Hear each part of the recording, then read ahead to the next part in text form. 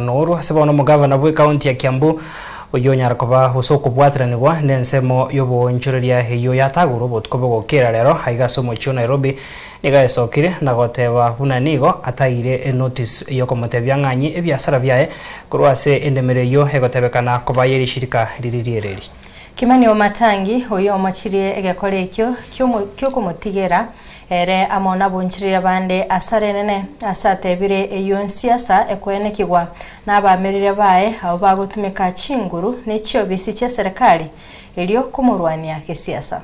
Mimi nilianza kazi hapa 1994 nikiwa kijana mdogo. Nilikuwa ninauzanga mandazi na chai ngambo hiyo. Nikakuja hapa nikaanza kuosha magari.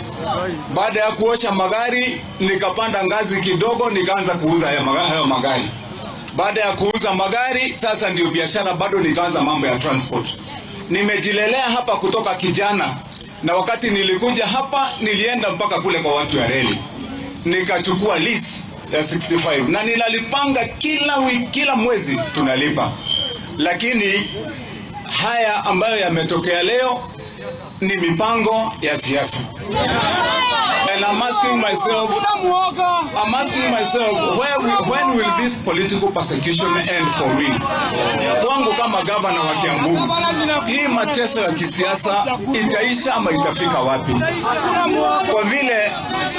Kwa vile hapa mimi hapa nimeajiri vijana wengi sana hiyo miaka yote. Kutoka wakati hapa mimi ndio niende kufanya kazi Kiambu kama gavana. Baada ya hiyo hapa kuna wanabiashara wengi na nataka niseme kwa wanabiashara ambao wameharibiwa mali yao usiku. Niwaambieni pole sana. Waliniamini na wakatuamini wakakuja wakaweka tu biashara yao ndogo ndogo, watu ya M-Pesa, kuna watu wa kuuza chakula kidogo pale, kuna mtu alikuwa na kahoteli, watu ya kinyozi, wote imebomolewa usiku wa leo. Imekuwa sasa ni siku 5 mfululizo. Kila siku tunasikia wakisemekana Wamatangi ujichunge, kuna watu wanakuja kukubomolea usiku.